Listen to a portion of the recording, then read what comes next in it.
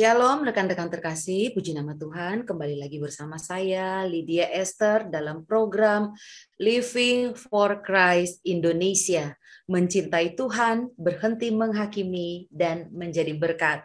Saat ini sudah bergabung bersama kita Pendeta Junjun dari GBI Karangmulia, Kalimantan Tengah. Puji nama Tuhan, kita bersyukur bahwa Tuhan Yesus memberikan kekuatan kepada kita. Nah, saat ini kita akan mendengarkan pengalaman beliau dalam pelayanannya dan tentunya pergumulan yang dihadapi dalam pelayanannya sampai saat ini.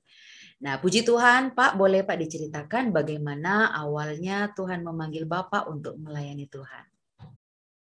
Oh ya, saya sejak kelas 1 SMA dulu, saya mengalami suatu masalah yang bagi saya itu begitu berat, membuat saya tertekan, membuat saya trauma. Dan saya setiap ketemu sama orang waktu itu, saya selalu curiga. Dan saya anggap itu mereka memusuhi saya, ya, karena dari masalah yang terjadi itu. Akhirnya saya mau sungguh-sungguh ikut Tuhan, saya mau bertobat, saya mau ibadah dengan setia. Dan ketika saya melakukan itu, rasa takut itu tetap masih ada. Akhirnya saya bernasar kepada Tuhan. Saya katakan, Tuhan, kalau Engkau memberikan damai sejahtera dalam hati saya tidak takut lagi, saya tidak trauma. Saya berjanji mau melayani Tuhan. Ya puji Tuhan, kurang lebih 1 tahun setelah saya bernasar itu, saya ada orang kirim brosur sekolah Alkitab, ya, bersekolah Alkitab di Minahasa di Langoan, Sulawesi Utara. Dan selama 1 tahun saya sekolah Alkitab di sana, saya praktek 2 tahun di Minahasa, dan saya juga pulang ke Kalimantan Tengah setelah 2 tahun saya praktek, dan saya pelayanan juga jadi pengerja di sini selama 6 tahun. Jadi jumlah saya menjadi pengerja itu jumlahnya selama 8 tahun, baru saya dilantik menjadi gembala sidang. Dan puji Tuhan, walaupun memang saya awalnya saya nggak ada pernah berpikir bahwa saya menjadi gembala sidang. Cuma yang penting saya melayani, mau tukang sapu, mau bersih WC, apa saja yang bisa saya lakukan, ya main gitar dan sebagainya. Jadi tidak ada keinginan untuk jadi gembala sidang lah seperti itu. Tapi saya percaya Tuhan boleh mempercayakan saya untuk mengembalakan jemaat Tuhan. Ya, sudah 2 tempat, ya. Pertama dulu di kampung, dan sekarang saya pindah ke tempat asal saya dulu yang pernah jadi pengerja, dan saya menggantikan gembala sidang yang dulu pernah di tempat ini. Yang pertama itu meninggal, dan yang kedua teman saya, dan saya menggantikan teman saya sampai hari ini. Saya tetap mengembalakan. Itu saja yang jawaban dari saya, Pak. Wow, luar biasa. Tuhan Yesus baik. Amin. Haleluya. Nah, Pak, kalau boleh tahu kira-kira apa yang menjadi pergumulan yang paling berat yang Bapak alami atau yang Bapak hadapi dalam pelayanan Bapak? Pergumulan yang paling berat, ya, kalau bagi saya ketika ada masalah, ya, di dalam. Itu kadang-kadang saya hampir menyerah. Pernah saya hampir menyerahkan pelayanan ini, pengembalaan ini kepada orang lain, dan bukan berarti saya tidak melayani, saya mau berhenti jadi gembala. Saya pernah seperti itu, karena saya merasa kalau masalah dari luar itu ya nggak terlalu berat buat saya. Kalau masalah dari dalam itu kadang-kadang kita nggak kuat. Ya itu saja. Tuhan kita luar biasa. Amin. Tuhan pasti menguatkan kita semua, ya. Haleluya. Puji Tuhan, di dalam pelayanan kita pasti ada banyak hal-hal yang kita hadapi atau kita alami, dan pertolongan Tuhan yang begitu luar biasa yang kita alami, dan pastinya ada hal-hal yang begitu mengesankan bersama dengan Tuhan. Nah, Pak, boleh Pak diceritakan ada tidak pengalaman yang begitu mengesankan di dalam Bapak melayani Tuhan? Saya banyak sih, beberapa kali mengalami pengalaman yang sangat mengesankan bersama Tuhan.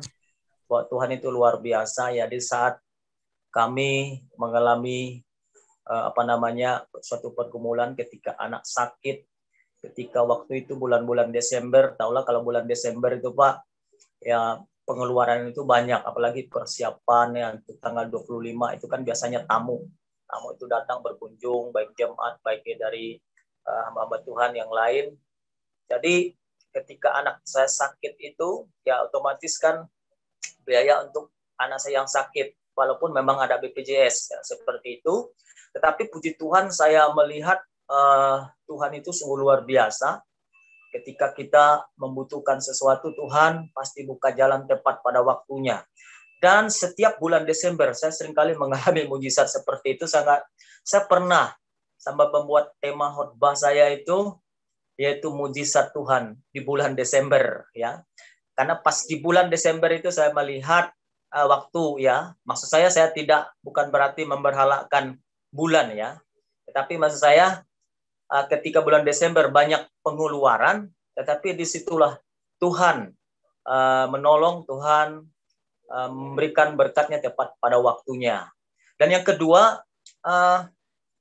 ketika kami membangun gereja di tempat ini, kami sepakat tidak meminta-minta, tidak membuat proposal.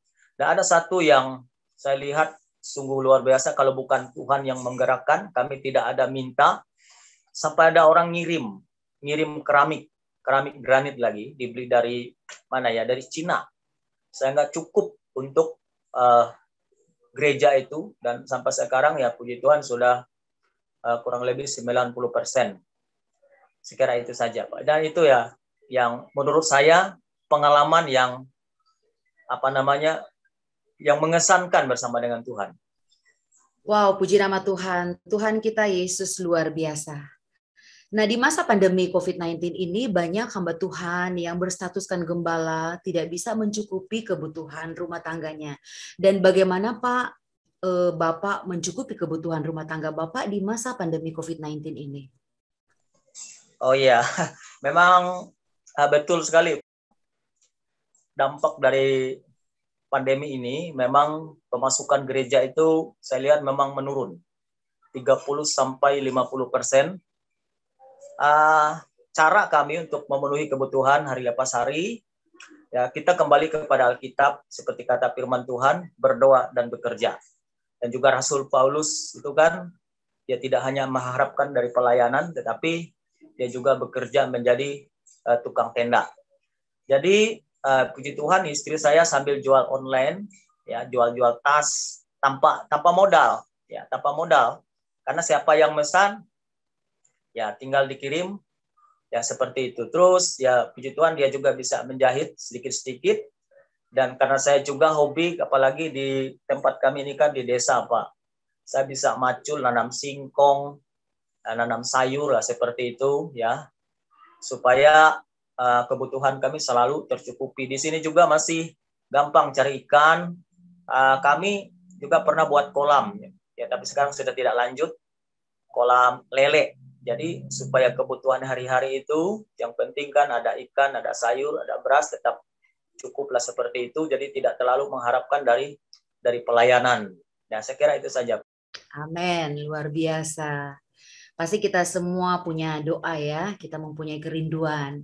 Dan bisa diceritakan Pak, apa yang menjadi kerinduan Bapak atau apa yang menjadi harapan ke depan Bapak dalam pelayanan Bapak? Kalau harapan saya sih, saya rindu ya, kerinduan saya di dalam hati itu, saya rindu itu antara saya dengan jemaat, dengan pengerja itu bersinergi, jadi sama-sama melayani Tuhan.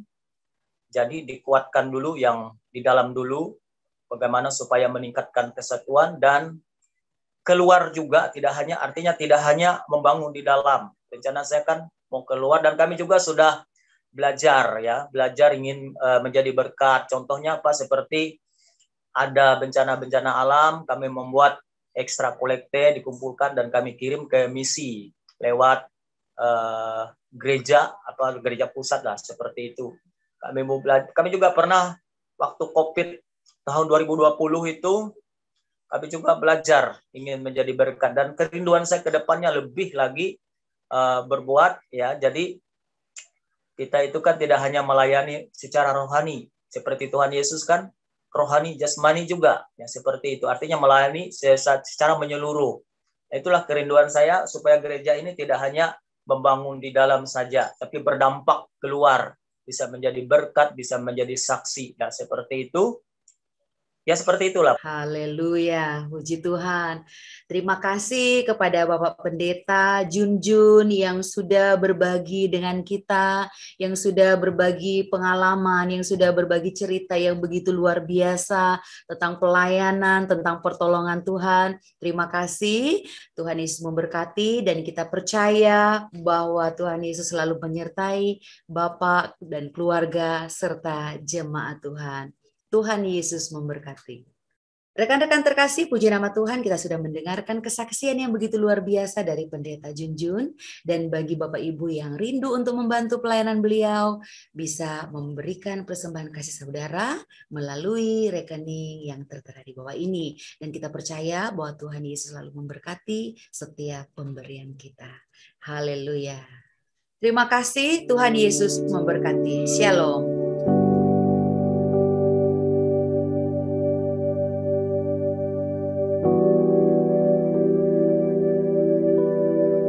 Shalom semuanya, puji nama Tuhan. Bertemu lagi dengan saya Eri Aryani di segmen topik kita pada program Living for Christ Indonesia. Kali ini kita akan berinteraktif dengan anak-anak muda Kristen yang luar biasa. Topik yang akan kita perbincangkan adalah manusia baru. Kalau bicara manusia baru, tentunya ada manusia lama dong ya. Oke. Apa ya maksudnya? Kita akan coba bahas pada segmen ini.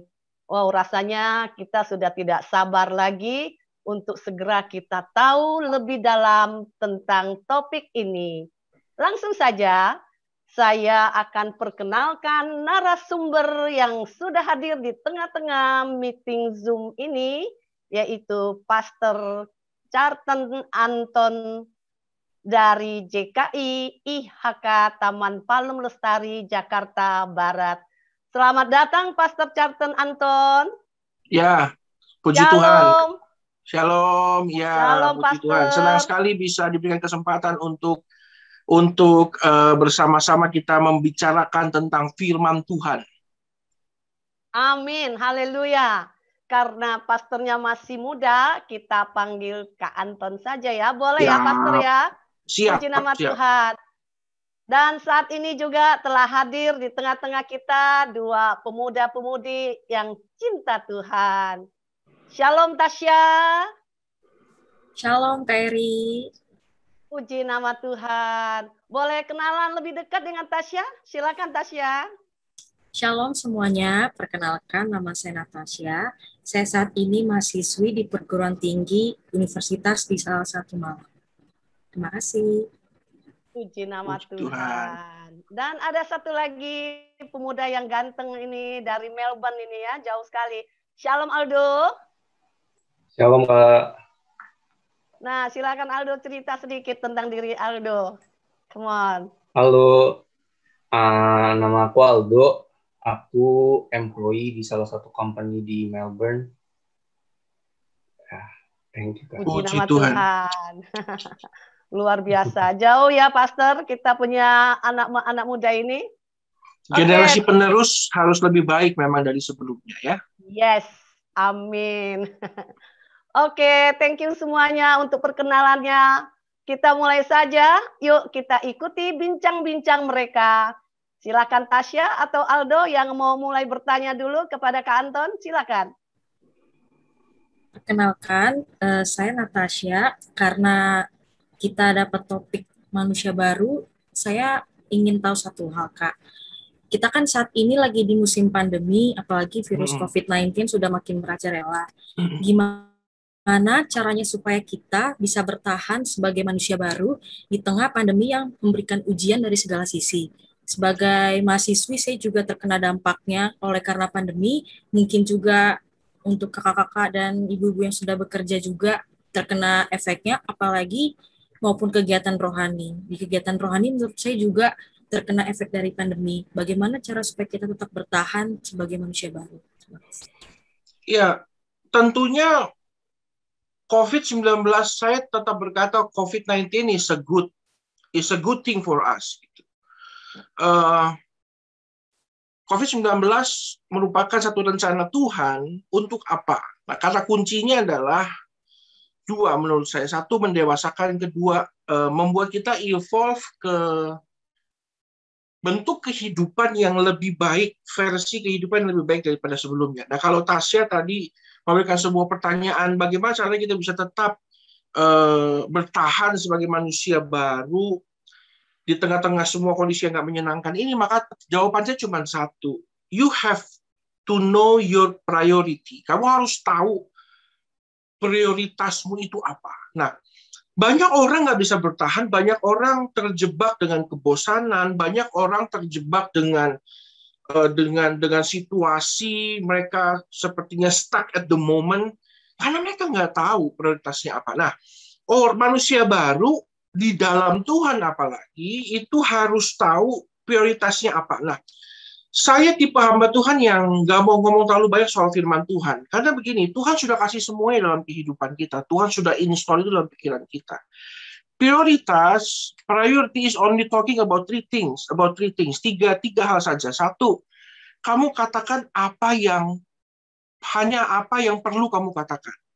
Yang kedua, kamu pikirkan hanya apa yang perlu kamu pikirkan. Yang ketiga, kamu lakukan hanya apa yang perlu kamu lakukan. Caranya kita mempertahankan status manusia baru kita tetap baik, dalam kondisi baik, in good condition.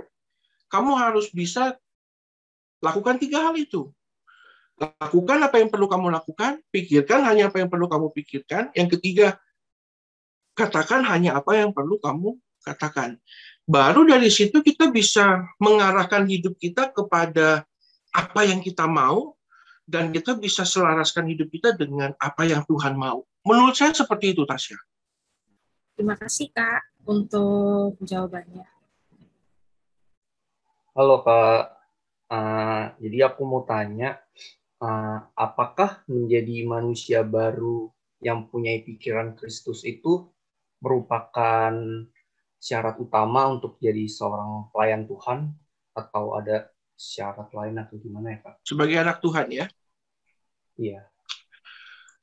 Kerajaan Allah atau God's kingdom, the kingdom of God itu selalu berbicara mengenai terms and conditions. Gak beda dengan dunia. Makanya doa Bapa kami itu, jadilah kehendakmu di bumi seperti di surga. Kita mesti ngerti modus operandi dari kerajaan Allah itu harus sesuai dengan terms and condition-nya. Maka jawaban saya, kalau kita mau menjadi anak Tuhan, apalagi tadi kamu tanyakan bagaimana menjadi seorang pelayan Tuhan, kita harus ikut culture dari Kingdom of God.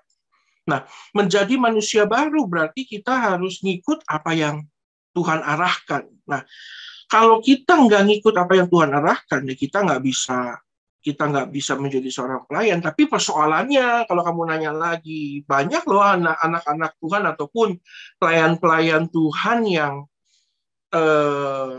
kok hidupnya tidak sesuai dengan apa yang Tuhan mau. Nah, kategori pelayan Tuhan atau tidak itu kan sebenarnya manusia yang berikan.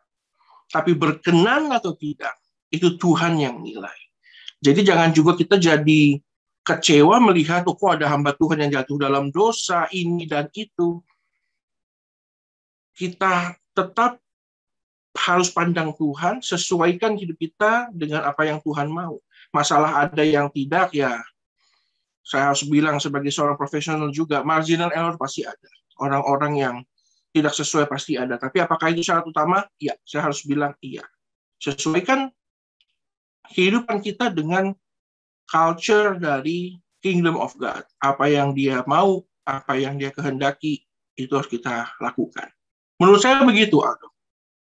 Saya ada pertanyaan lagi, Kak.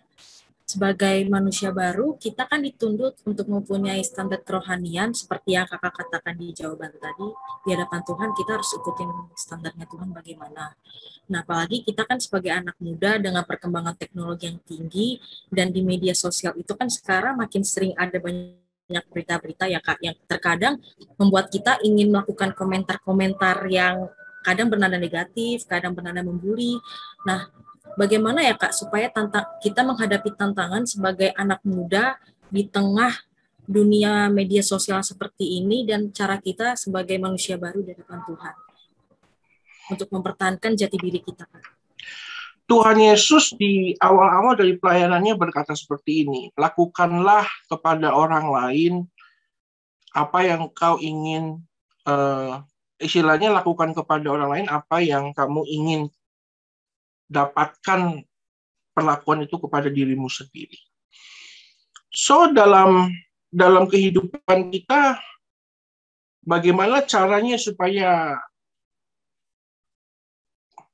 memfilter kehidupan kita? Maka saya di tengah-tengah semua sosial media yang begitu luar biasa ya sekarang, seorang profesor dari Jepang berkata bahwa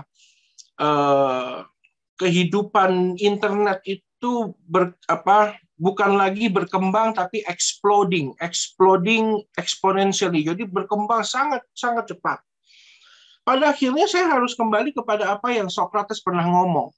Pesan Socrates dalam hidupnya buat kita semua, bahwa ada 3 filter yang harus kita lakukan dalam kehidupan kita. Dan menurut saya kalau kita aplikasikan ini ke dalam kehidupan kita sebagai seorang anak Tuhan, pelayan Tuhan, kekasih Tuhan gitu ya, lakukan ini baik. Socrates bilang, berikan 3 pertanyaan ini setiap kali kamu mau lakukan atau katakan sesuatu. Yang pertama, apakah itu baik? Filter dulu, apakah itu baik atau tidak. Termasuk sekarang kita ini kan tidak banyak melakukan interaksi secara tatap muka ya. Kita banyak dengan gadget kita, dengan sosial media kita. Hidup kita itu terlihat oleh orang di Instastory dan lain sebagainya. Pastikan apakah itu baik atau tidak. Yang kedua, setelah apakah itu baik atau tidak, yang kedua, apakah itu benar atau tidak. Lalu yang ketiga, apakah itu berguna atau tidak. Nah, kalau kita lakukan ini, kita filter ini, maka kehidupan kita sebagai manusia baru, apalagi menyikapi tantangan, bullying, maka kita bisa bertahan dengan cara kita filter 3 hal ini. Misalnya kita yang dibully, lalu kita mau balas karena kita mampu. Kita mau balas karena kita bisa. Kita mau balas karena memang kita lebih baik dari dia. Pastikan dulu, apakah balasanmu itu baik atau tidak? Apakah itu benar atau tidak?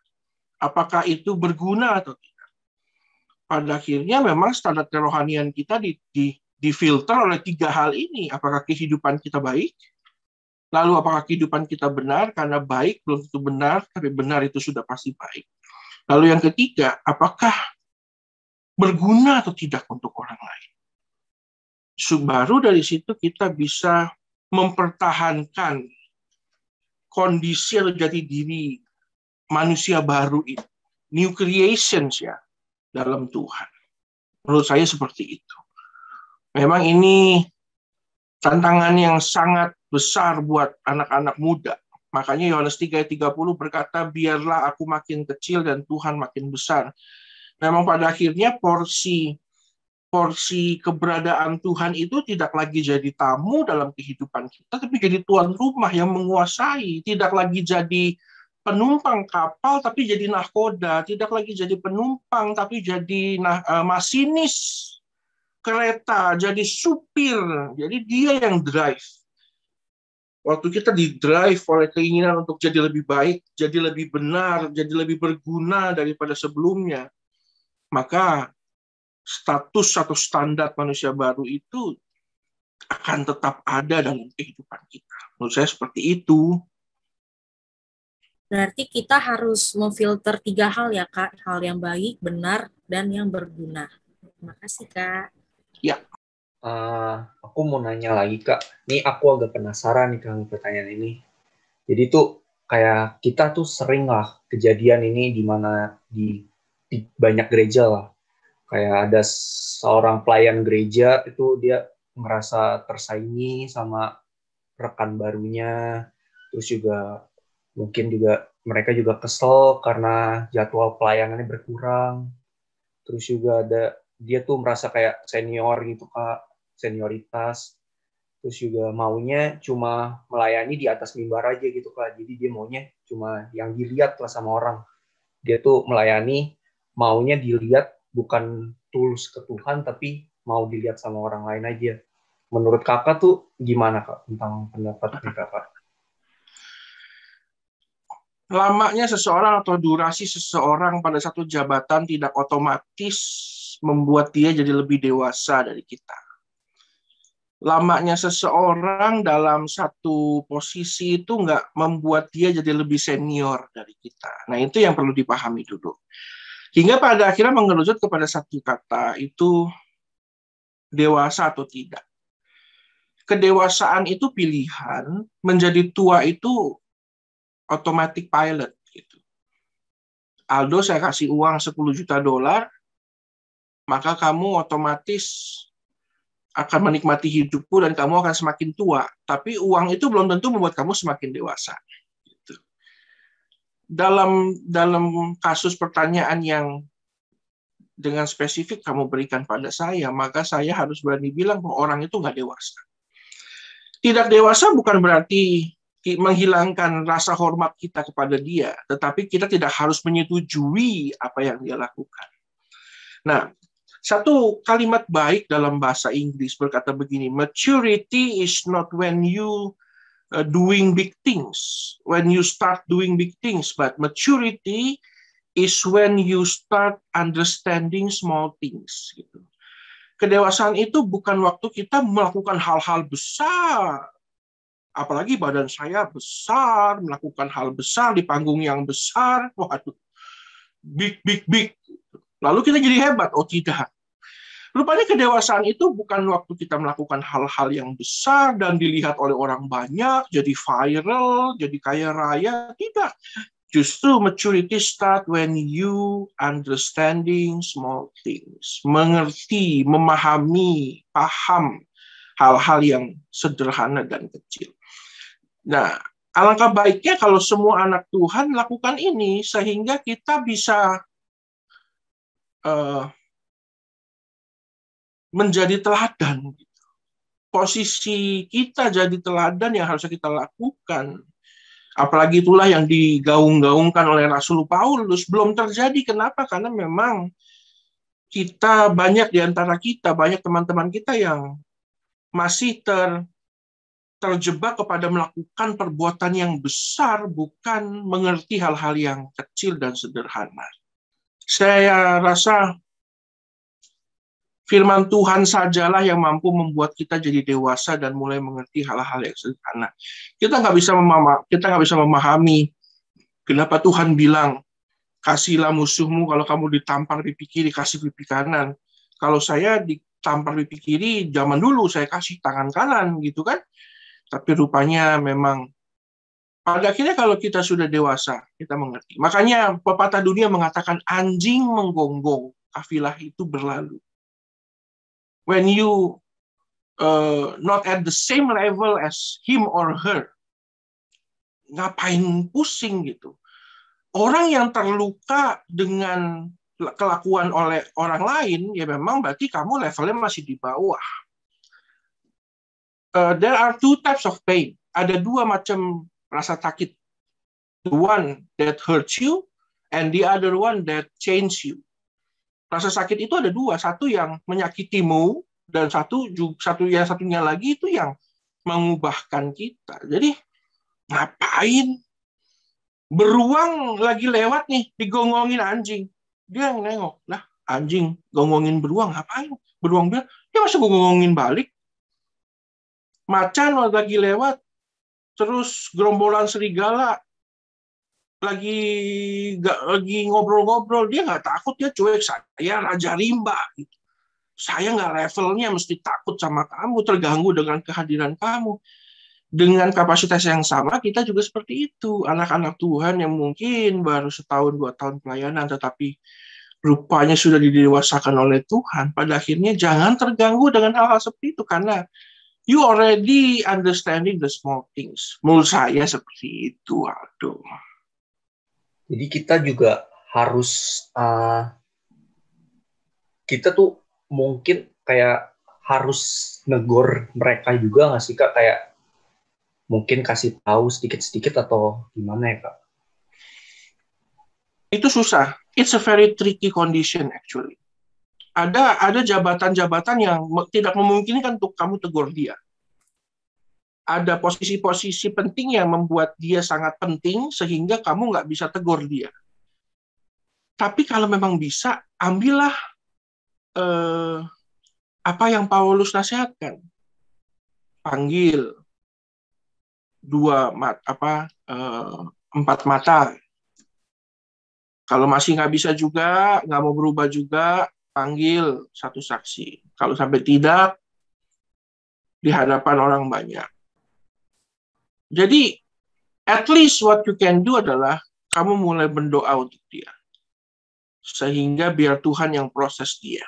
Percayalah bahwa semua orang tidak pernah lepas dari rencana Tuhan. Sehingga waktu engkau berdoa untuknya, Tuhan akan mempercepat proses itu dalam kehidupannya. At least what you can do is you can pray for him or her. Tapi kalau memang posisinya memungkinkan untuk kamu menegur dia, marilah kita lakukan seperti apa yang dinasihati oleh Paulus, panggil empat mata. Kalau memang dia nggak bisa terima, bahkan lebih kasar atau lebih heboh dari sebelumnya, panggillah satu saksi atau dua orang saksi. Setelah itu diberikan teguran di orang banyak. Bahkan Paulus lebih keras lagi setelah itu. Memang kalau memang tidak bisa, serahkanlah dia pada iblis, gitu katanya. Tapi marilah kita do what you can do. Itu saja kalau pesan saya. Shalom Kak Anton, saya izin mau ngasih satu pertanyaan lagi.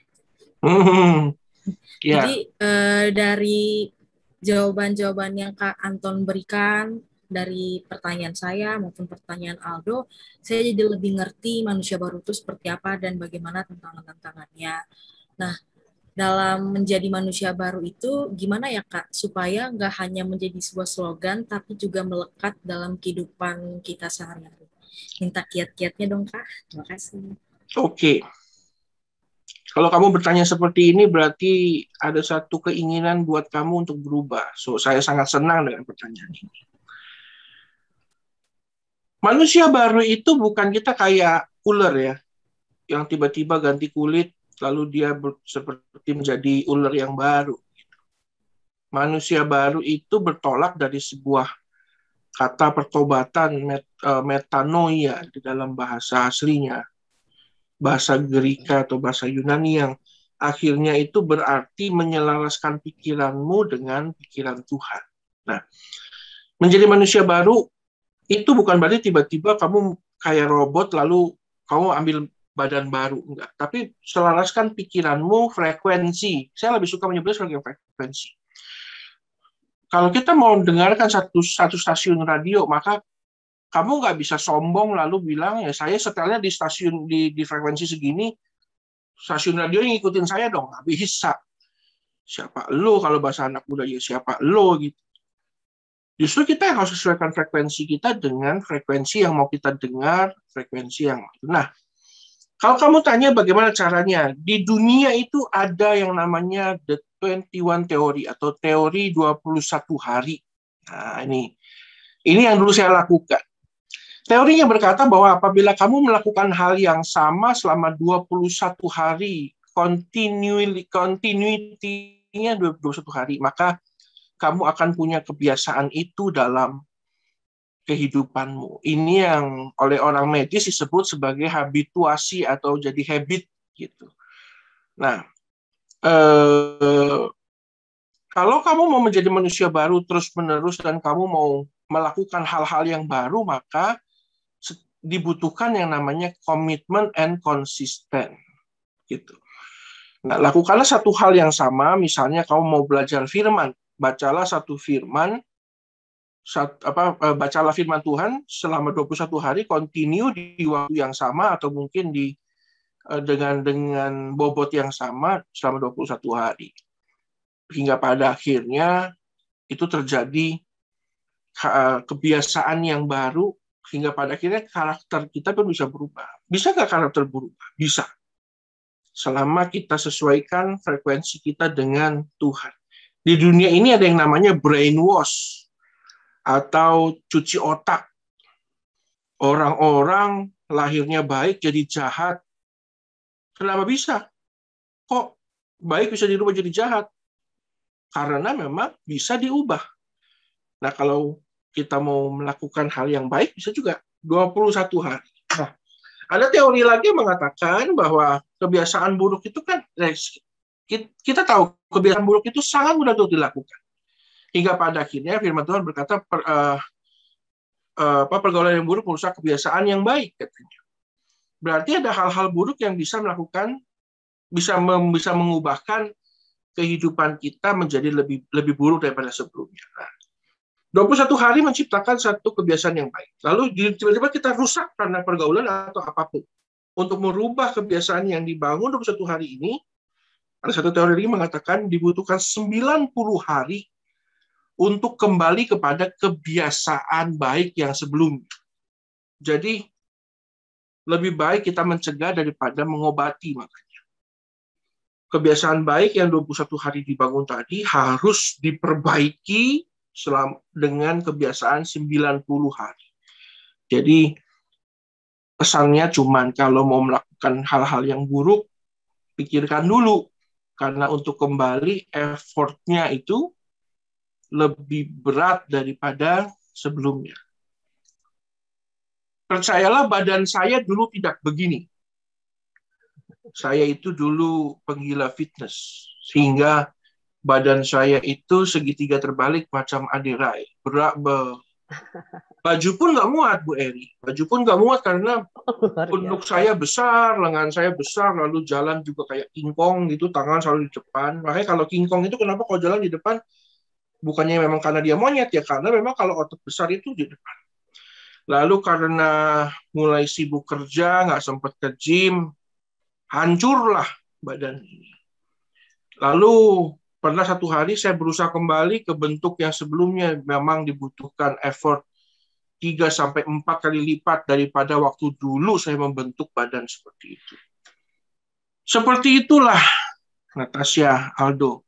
Jadi pesan saya buat kalian anak-anak muda dan bagi para pendengar, para pemirsa, hati-hati dan pikirkan dulu konsekuensinya sebelum kita melakukan sesuatu. Karena merusak itu jauh lebih menyenangkan dan jauh lebih gampang daripada membentuk atau memperbaiki itu. Gitu sih. Puji nama Tuhan. Terima kasih Pastor Anton yang luar biasa sudah memberikan kita penjelasan yang sudah sangat jelas ya. Tapi sayang sekali waktu kita terbatas. Kita harus mengakhiri segmen kita kali ini. Sebagai penutup, Pastor Anton, ada sesuatu yang mau disampaikan kepada kaum muda Kristen? Silakan. Sebagai penutup, supaya saya tidak dianggap sesat, maka saya akan mengutip firman Tuhan. Firman Tuhan dalam 1 Korintus 9 ayat 25 hingga 27, firman Tuhan berkata seperti ini.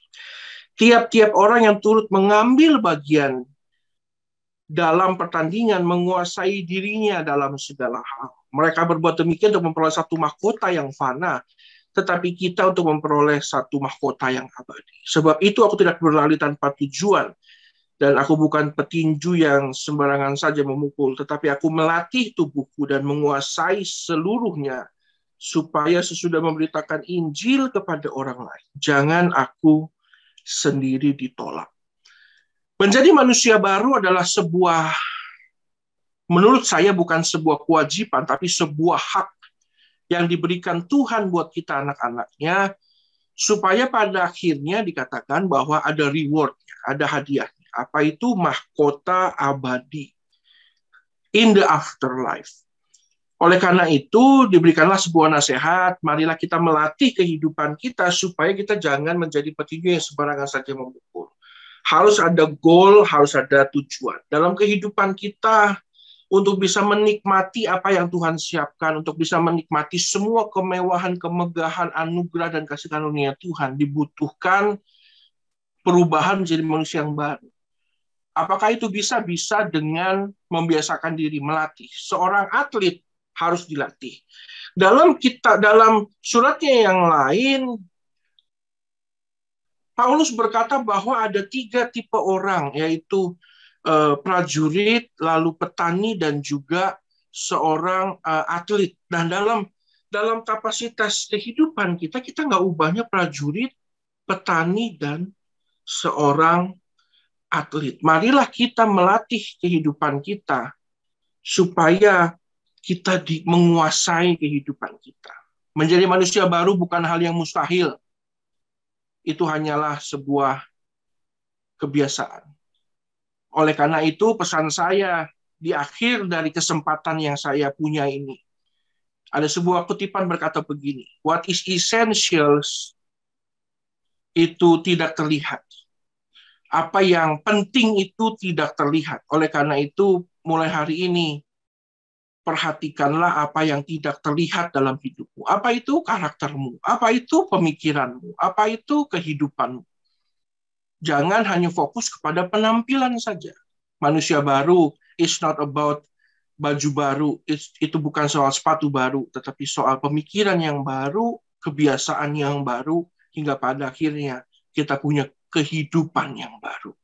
Tuhan Yesus memberkati kita semua. Amin. Luar biasa. Terima kasih Pastor Anton, luar biasa penjelasan firman-Nya.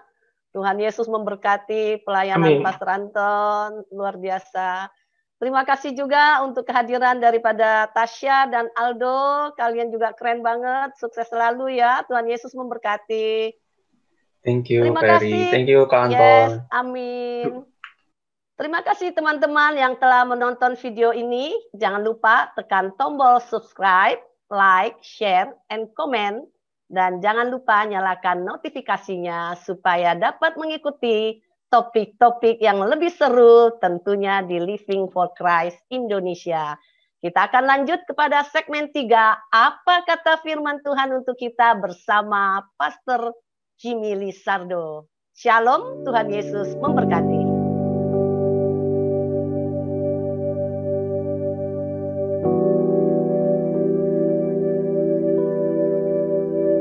Rekan-rekan terkasih dalam Yesus Kristus, menarik sekali tadi di dalam segmen kedua kita mendengar begitu topik yang hangat mengenai manusia yang baru.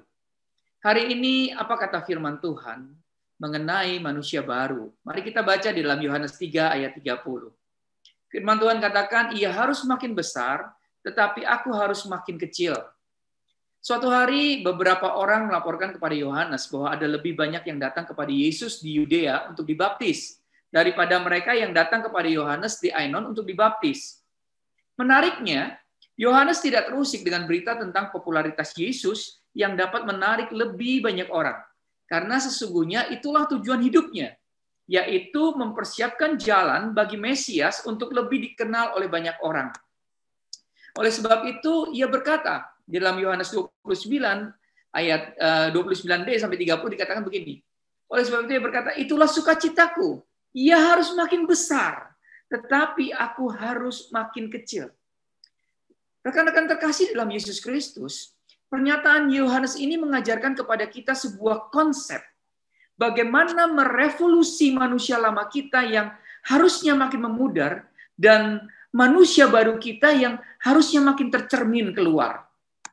Rekan-rekan terkasih dalam Yesus Kristus, seringkali kita terperangkap pada sebuah kebanggaan menjadi orang percaya dan pelayan Tuhan. Namun, apakah kita telah melihat perubahan yang signifikan sebagai ciptaan yang baru di dalam Yesus Kristus? Apakah sifat manusia lama kita masih memegang peranan penting di dalam cara kita berpikir, di dalam cara kita bertindak, bahkan mungkin di dalam cara kita berbicara? Rekan-rekan terkasih dalam Yesus Kristus, demikian pula dengan bangsa Israel. Mereka memiliki kebanggaan tersendiri sebagai umat pilihan Tuhan. Namun tingkah laku dan kebiasaan yang mereka jalani tidak memiliki perbedaan justru dengan bangsa-bangsa kafir yang ada di sekitar mereka. Oleh sebab itu, Paulus berkata dengan tegas bahwa menjadi ciptaan baru, itulah yang sesungguhnya yang ada artinya. Di dalam Galatia 6 ayat 16, Paulus mengatakan begini, Semua orang yang memberi dirinya dipimpin oleh patokan ini, perhatikan baik-baik, patokan ini, turunlah kiranya damai sejahtera dan rahmat atas mereka dan atas Israel milik Allah. Rekan-rekan terkasih dalam Yesus Kristus, kata kunci dalam pernyataan ini adalah dipimpin oleh patokan ini.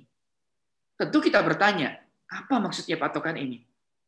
Rekan-rekan terkasih dalam Yesus Kristus, ada tugas dan tanggung jawab yang besar dalam diri orang percaya untuk merevolusi manusia lama kita, agar Yesus yang makin terlihat dan makin besar, dan manusia lama kita justru makin terkubur dan mati. Dengan demikian kita harus terbiasa untuk mengampuni ketika disakiti, harus bersabar di tengah situasi yang tidak enak, tetap mengasihi ketika diperlakukan dengan tidak adil, diperlakukan dengan tidak baik, dan tetap bertekun di tengah himpitan yang ada. Sudah sakit itu sudah pasti, tetapi ingatlah, Yesus menyediakan dirinya mengalami derita kayu salib agar jubah manusia baru itu dapat dianugerahkan pada kita. Mari kita belajar untuk terus diperbaharui di dalam roh dan pikiran kita supaya manusia baru kita semakin mengambil bentuk yang jelas di dalam diri kita. Jadi pertanyaan patokan itu apa? Patokan itu adalah menjadikan Kristus sebagai patokan kehidupan kita. Mari kita berlomba-lomba menjadikan Kristus sebagai pusat kehidupan, yaitu patokan kita. Dengan apa? Dengan menghadirkan kasih yang mengikat satu sama lain. Dengan apa? Dengan menghadirkan kasih yang bukan hanya kepahitan dan kemarahan dan sakit hati, tapi justru kasih yang melingkupi kehidupan kita. Roy Burnett, ketua Partai Republikan Amerika, menuliskan begini, "Be the reason someone smiles and feels love." Artinya apa? Jadilah alasan untuk seseorang tersenyum dan merasa dicintai. Taburlah senyum dan kasih yang mewarnai manusia baru kita. Dia atau Yesus harus makin bertambah, dan kita, aku, semakin berkurang. Tujuan kita dijadikan ciptaan baru bukanlah untuk kebanggaan diri sendiri, tetapi untuk kemuliaan Tuhan. Amin. Tuhan Yesus memberkati kita semua.